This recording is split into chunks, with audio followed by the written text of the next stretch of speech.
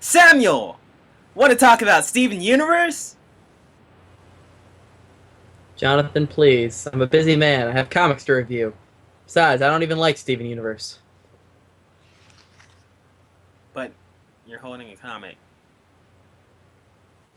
Because I'm a professional, sir. Quite the professional. Joking aside, what are we here to talk about? We're here talking about the week of Sardonyx. Not The Week of sardines. Sardonyx. Steven Bomb 3. Ah, yes. That was bright. Gosh. But, yeah, the 5 episodes of Steven Universe that came out this week. And we both saw them. Me and you. Yeah.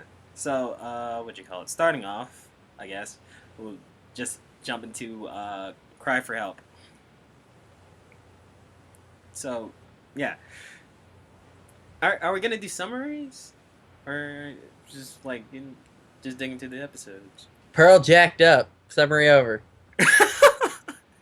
Yeah. We get a glimpse of Peridot trying to, like, call the home planet, and then freaking Pearl abuses that by convincing everybody it's Peridot over and over again. The Pearl who cried wolf, pretty much. Yeah, just the form of fusion. And then Garnet being a fusion. Sorry if you hadn't seen that yet. That was former Steven Bomb. We're on this Steven Bomb. Yes. So Well, Garnet being a fusion, she was real mad about that because it's like, hey, that's a holy thing for me. Don't take advantage of me just so you confuse. That's not cool. yeah, And thus the conflict of Steven and Bomb 3. indeed. Uh, and what you call it? We talked about it a little bit when it came out. It was a it was a solid episode. Like, I didn't like the ill-fitted Amethyst song they had in. That that was probably the weakest song I've seen out of the series. Yeah, I felt like it was kind of more of just like everyone's done a song, so why not Amethyst?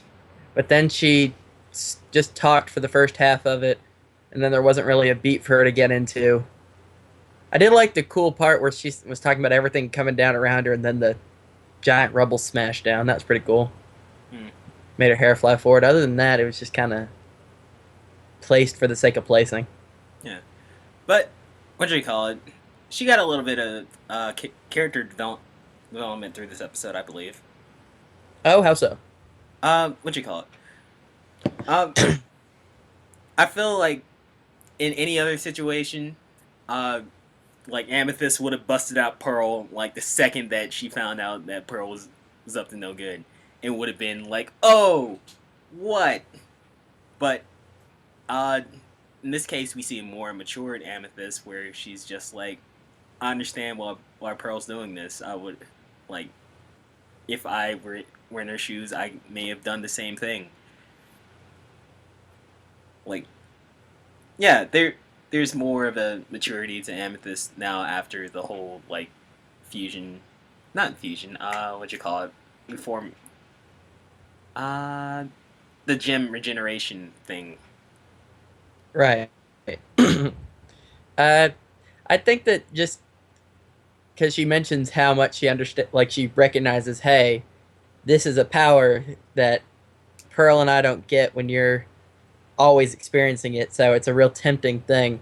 I felt like that was her being sympathetic for one of the first times we've seen in the Hmm. series, because usually, like you said, she is quick to call out.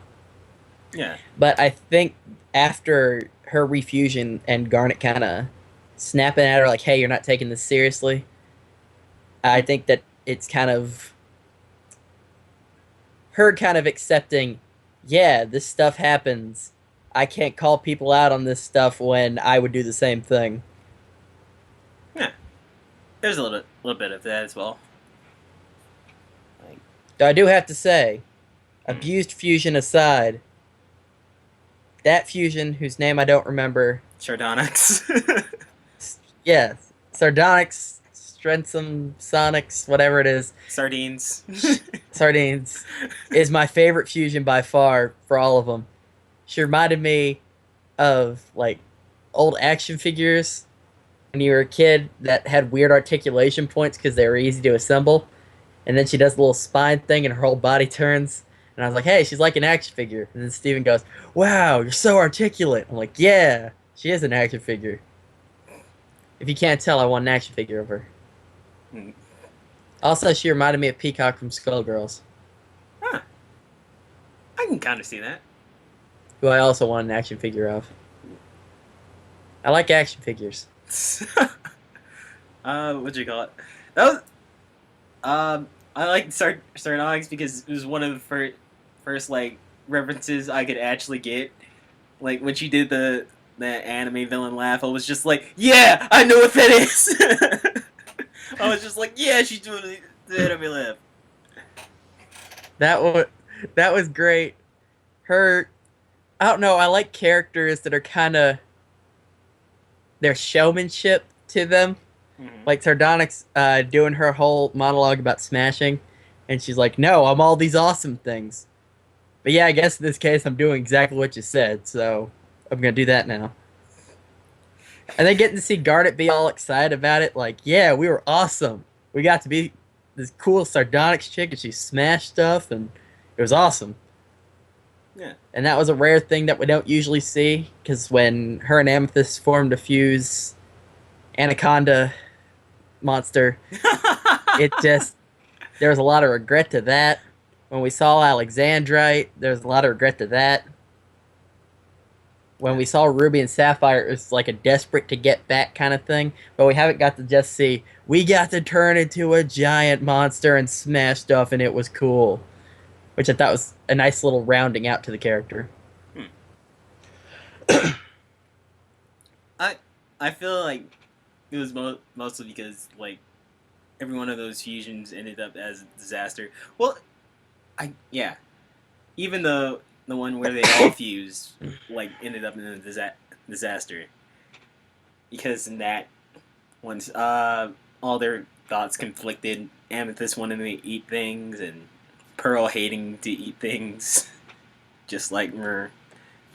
But I believe Opal would have turned out good. But what you call it? Like I guess I don't even remember exactly what it resulted at the end of that fusion. They snap back. They teleport back to the what do they call it? Lair, the gem house, the Yeah. gem beach house, temple. That's it. They come back to the temple, and then neither of them has the beetle that they're looking for, and they both freak out like, "Yo, you don't have it? I thought you had it." And then they split up and are kind of like, "We messed up." And Steven's like, "I've got it in my backpack." Indeed. So they kind of got snapped back by, "Oh crap, we messed up." Hmm. Yes. Also, like, I guess because we've covered all this one, I can segue into the Keystone Hotel because that's when the second appearance of the cheeseburger backpack happened. Steven, you're thinking of hotel. This is a motel. It's different. Indeed. Good gosh. Also, so many good expressions from Greg. Yeah, I got your text messages. Oh, This boy sent me like 10 messages with different Gregs on them, and then he looped. yes. There were a Because lot of those. I looped twice because there was like I can't really express a different like use a different picture to express the same emotion that I had. Yeah. It was a good episode. You got to see Ruby and Sapphire again for the second time, and they were adorable. Except I don't like Ruby's laugh, but that's not a fault of her own. Hmm. And you get to see Greg and Steven kind of interact father and son, which is always nice. Yeah. And then you get Craigslist joke that's really funny. If I'm not back in an hour, call the police. Gosh. That's what I love about Greg's character, though. He's always so worried. He's just like, wait, why am I Well, that doing would this? that one had justification. He's just. I feel like if there was any self-aware character in Steven Universe that knows it's a cartoon, it would definitely be Greg. Mhm. He's just like, why am I doing this? Oh yeah, plot convenience. I'm gonna die. I may or may not be back. What would you call it? Again, oh yeah, like before we were talking, like before you actually saw the episode, I was trying to keep quiet about Ruby and Sapphire. Uh, those two little cream puffs are adorable. Yeah, but you're talking about it before, like how before the episode they would like kind of tease it, just like, up, wait, is Ruby and Sapphire gonna come out? Up, no. I'm not infusing for laundry. Indeed. Also, a wonderful line from that episode. How does this laundry machine work anyway? Magic. Like, do we get power up here? Or... Joking aside, though, I really did like the Keystone Motel episode because you got to see kind of the conflicting personalities of Garnet come into play. You got to see the calm and Sapphire, where she was just kind of, well, no, she was literally chill about everything Yes. because of the future vision. And then you got to see Ruby's aggression. And I liked that, and I really liked how it came into play, how they were balanced of one another, that Ruby kind of gives the passion in the moment, and Sapphire's kind of the calm because she sees things already worked out.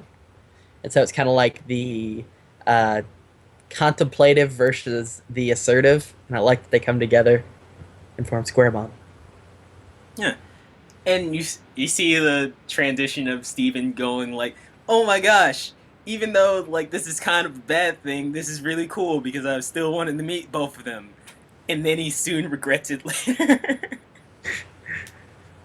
It was a good growing episode for him where he's just kind of like, things aren't always gonna be fun, but I still want to get back to the fun.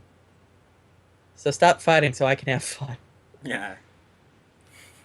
I didn't say it was a lot of growth. It was good growth. Neat. And what you call it? Like going from the first episode to this episode, like a lot of people thought it was gonna just be like Pearl Center, but seeing this episode shows that it was going to focus on the other gyms as well. It was a real well-rounded thing that we got to kind of, with the Stephen Bomb, we got a little bit of each character, and we don't really get that with the previous two. Mm-hmm. This one, rather than like having a joke episode, it's like, oh, this is Amethyst going on an adventure. This is Amethyst going on an adventure, but she learned something. This is Pearl's adventure, but she learned something. This is Garnet's adventure, but they learned something. It's a nice combination of fun and character development. Yeah. So then we move on to Amethyst's episode Unfriend. And oh my gosh! Onion is the weirdest character ever and I love it. See, I'm on the opposite fence. Onion Friend did exactly what it wanted to, in that it either got to show you what it was like to have that weird friend that you were stuck hanging out with, or it reminded you of that weird friend. I was watching it and my skin was crawling, and I thought, why would they make this? And then I realized, oh, to make my skin crawl. It's doing exactly what it's supposed to do. And I was thinking about doing the what you call it, screenshot thing with Steven's expressions, because Steven is it's the most choice expressions in that episode whenever he's weirded out by Onion. Why do you hate food? That is my favorite line from the episode. Yeah. Oh my gosh, Onion, what is this? Happy birthday, Onion!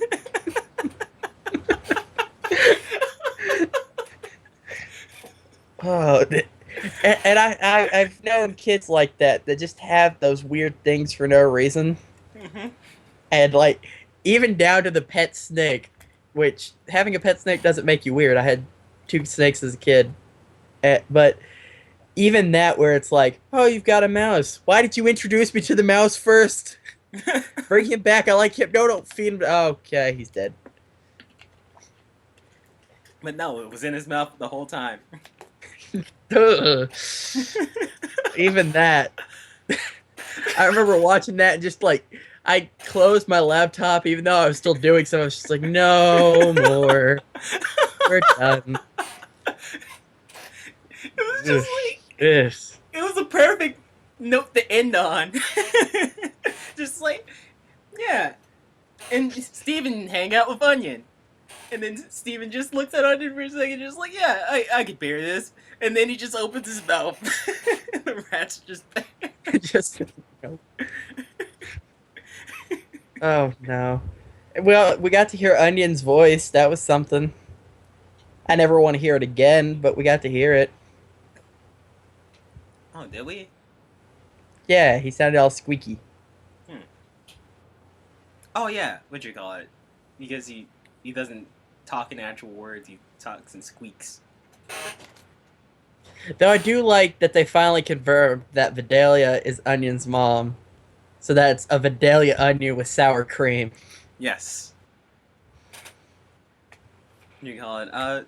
We got like hints of it like throughout the series, just like yeah, sour cream, onion. Okay, they're obviously going to be related, and then Vidalia with the onion like hairdo.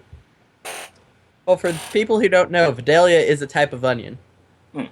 And so it's like if Pearl had a kid and you named the kid some type of Pearl, Mm-hmm. it's like, yeah, that's kind of on the nose. Neat. But then they put him with Mitch for no reason, and that was weird. Was that his name? Mitch, Yeah. Marty, something with an M? Uh, I think it was Marty. Okay. Mitch is Muscle Man on regular show, isn't it? Yes. Anyway, that's on after Steven Universe. We're watching Steven Universe now. Gosh. And what you call it? Like we get a little context to Marty being a deadbeat dad. And also like what happened when a little bit of what happened when what you call it Rose and Frick yeah Rose and Greg were getting mushy together and Amethyst was getting jelly. She hung Yeah, out. she went and hung out with Fidelia. Yeah. That was cool. So, like the story like gives you a little bit around it, and when you put the pieces together, you can like piece what happened in the past, and that I think that's cool. I also like that they kind of reinforced the relationship of kind of father and son with Greg, or father and son, father and daughter with Greg and Amethyst, where Vidalia is like, "Yeah, Greg used to be hot," and Amethyst is kind of like, "What? Like that's my dad, dude. Don't get Gosh. weird on me."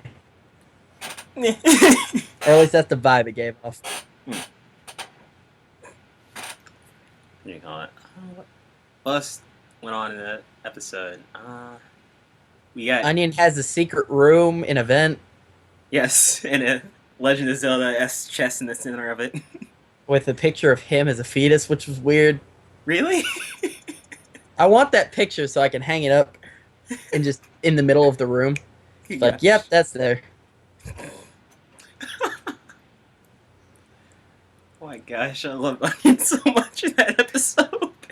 See, I don't. Not even a little bit. Freaked me out, man. Again, I'm a fan of train wrecks.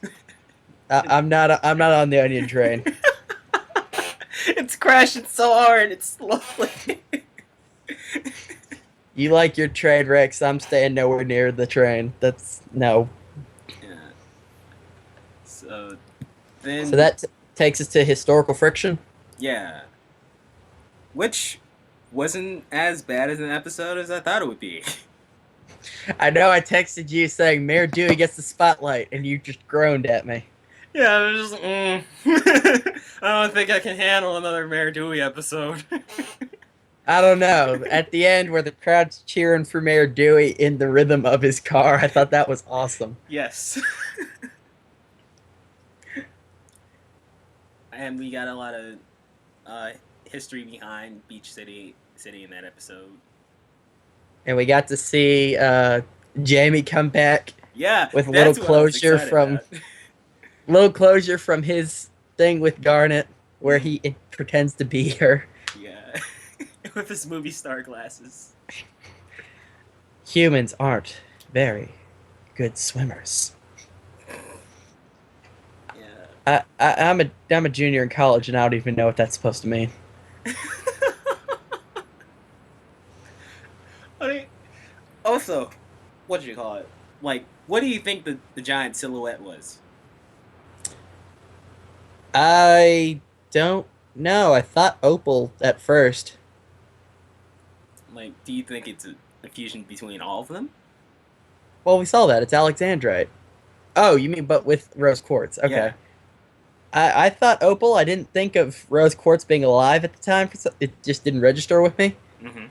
Because Jamie didn't do his impression of rose quartz. Yeah. But with everything that gets bring up, yeah, I guess it would be a fusion of all four of them. I don't know. I just thought it was Opal. Like,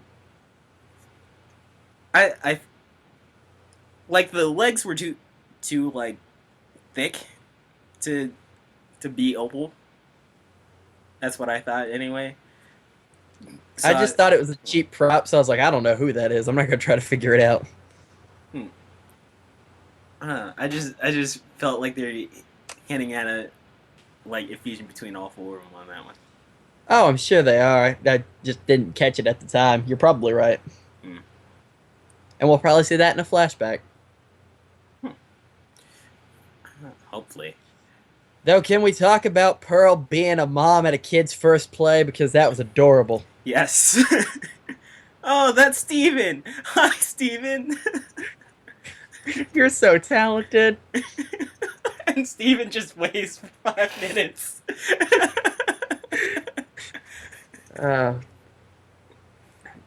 And then the ending was, I think, my favorite ending out of a Steven Universe episode so far. Sometimes you just gotta make people happy. That's why you always end on a joke. Pause.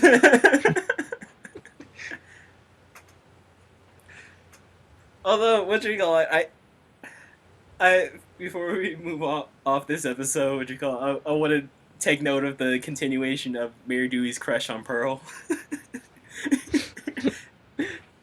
Is this seat taken? No, I guess you can sit there. And then she just moves all the way. I wrote the play. Yeah. Gosh. I'm just waiting for Rebecca Sugar to stop caring and just Mayor Dewey's gonna come hit on Pearl and Pearl's just gonna go, I'm a lesbian, and then he's just gonna turn around and walk away.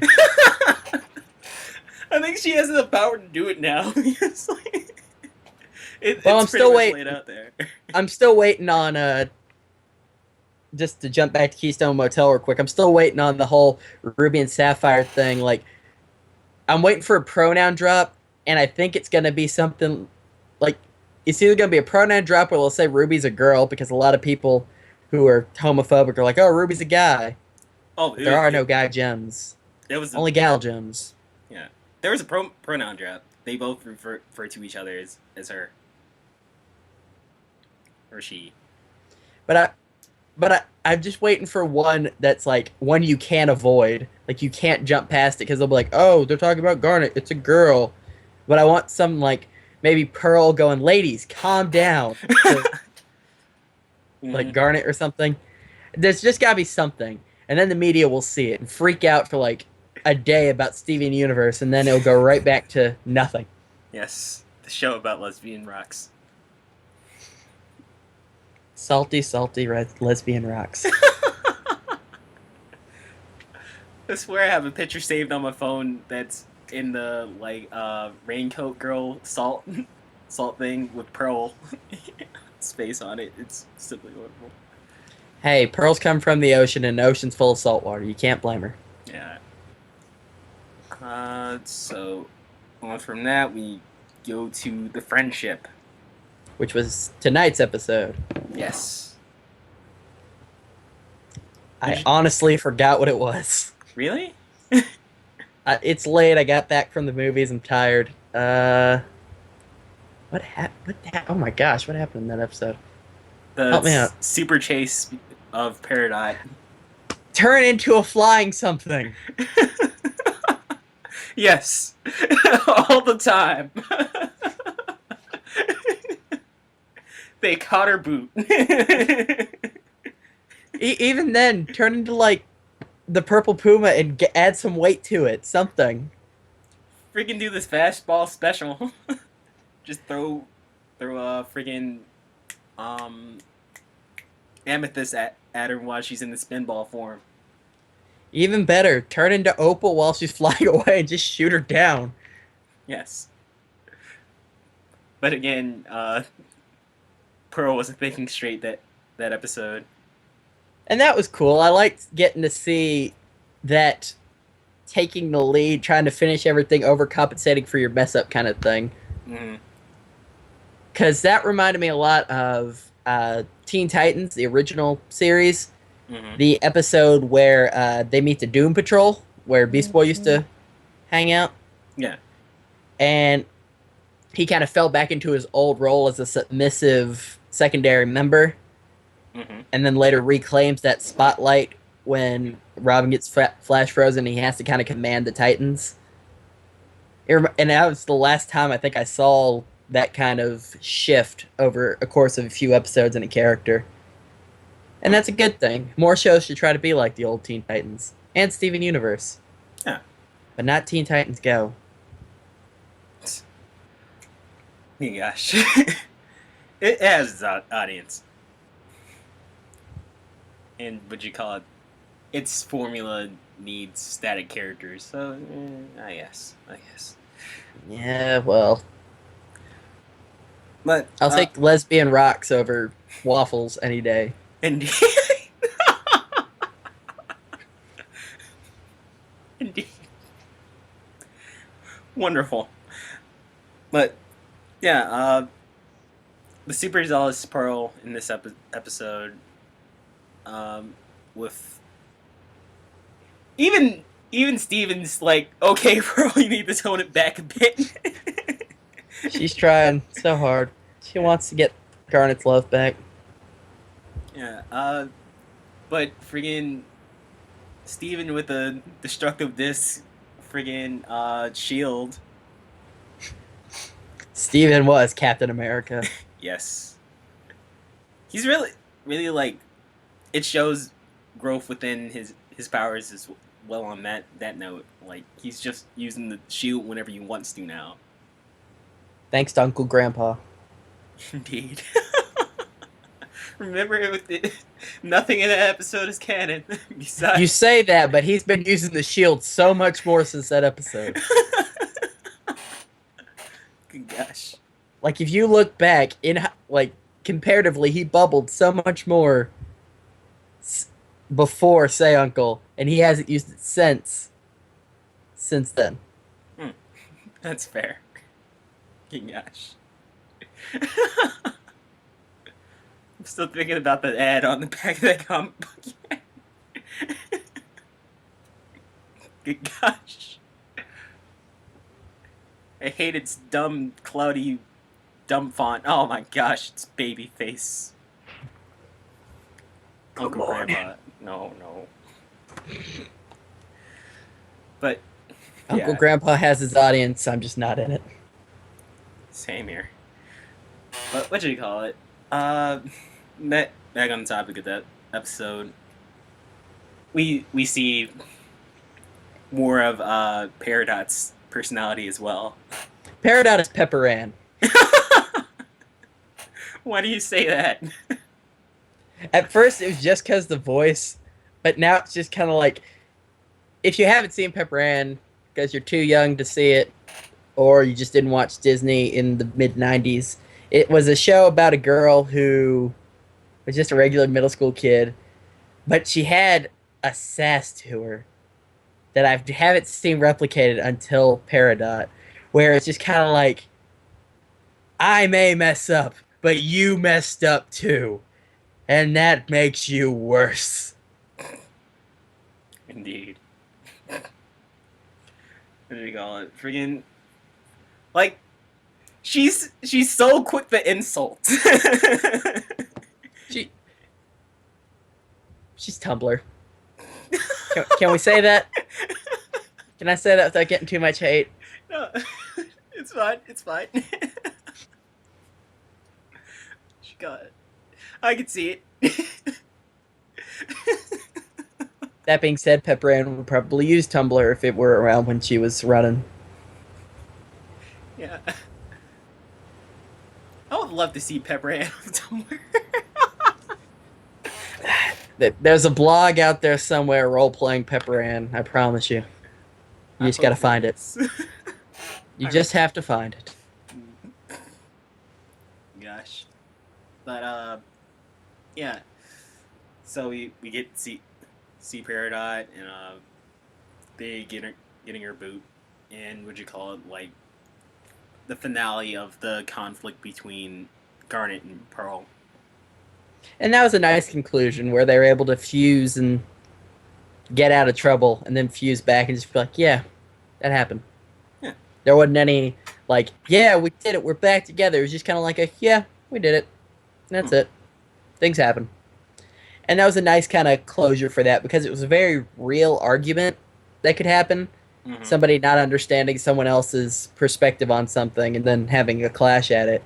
And it had a very natural response where there wasn't like a, oh, we're friends again, let's hug. It was just kind of like a, yeah, we do what we need to do and we move on. And that was a very nice representation of what would actually happen if people would have an argument. Yeah. Over being able to do the Dragon Ball Z dance. Gosh. Okay, maybe not too real an argument. I'm just wondering, like, how did you do the dance in that short, short amount of space? It's an excellent question. Maybe Ruby and Sapphire unfused and melted the Hokey Pokey, and they're good.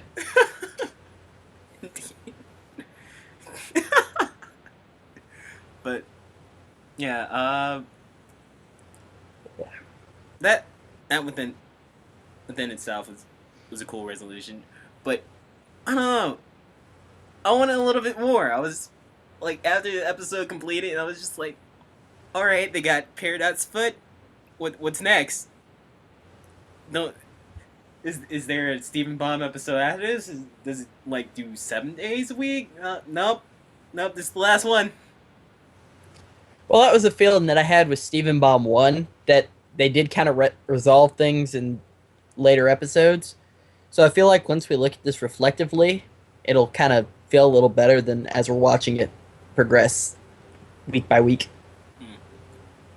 I don't know, because like I feel like Stephen Bomb is like a pinnacle, like something high in regard, because like a lot of explosive stuff happened in like Stephen Bomb 1. Like there is real apparent damages from what happened and stuff, and it was just like it continued right after the big stuff happened. I gotcha. We got kind of a transition because Stephen Bomb 1 was clearly supposed to be seen as one almost like a mini movie, while Stephen Bomb 2 was kind of, it flowed, but it didn't necessarily need one another. If I were to watch the episodes of Stephen Bomb 1 sporadically, like I just turn on the TV, every time I've seen them on TV, though, they've been one after another. But if they were to just show one and then go to something else, I don't feel like I would have the fullness that I need.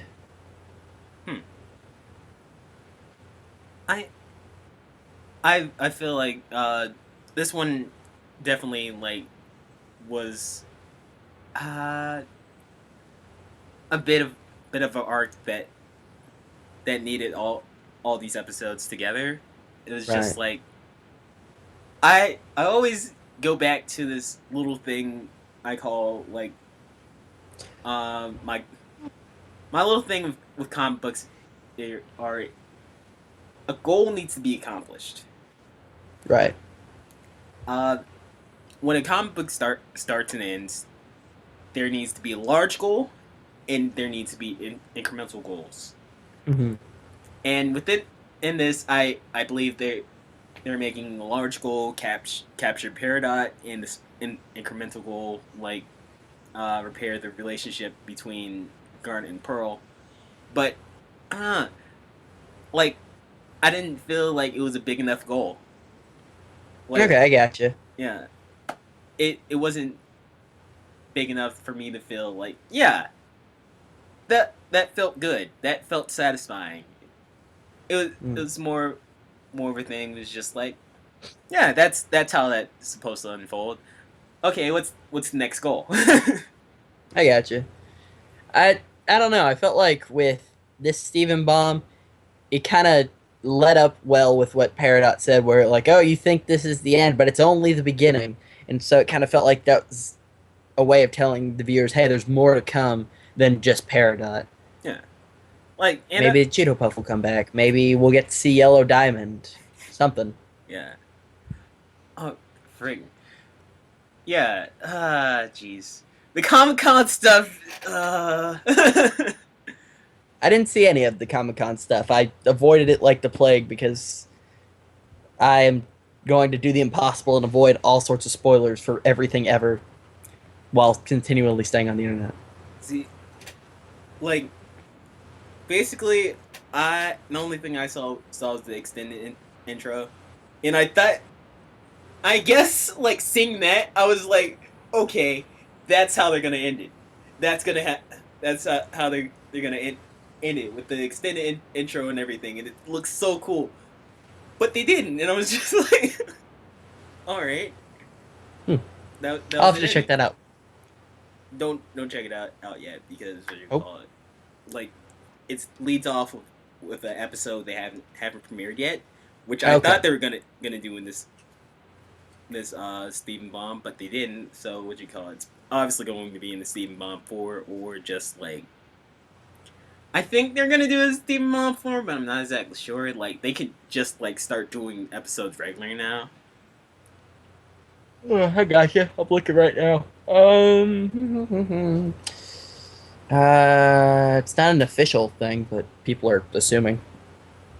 Yeah, like I I don't know. There's part of me that just wants like regular episodes because like every time there's a Steven Bomb, I'm just like, okay, it's going to be super explosive and there's going to be a super giant thing that's going to happen. And I got some of that from Steven Bomb 2, but still wasn't like on the big scale that Steven Bomb 1 was. So I'm just like, Right. eh. Yeah, because like finding Mashite was like, yeah, that's cool, and that's like, whoa. But other than that, it's like, all right. Yeah, I gotcha. I see where you're coming from. It doesn't Oh, have a closure. yeah. It didn't. It didn't exactly like leave me thinking there's more, but I still think what you call it, like it could have there could have been something else that like Right. fill that. I And gotcha. if it was just like week by week, yeah, that would have been fine. But Stephen Baum, like labeling it as a Stephen Baum, just makes me go like, no, there needs to be something explosive at the Right. end. I gotcha.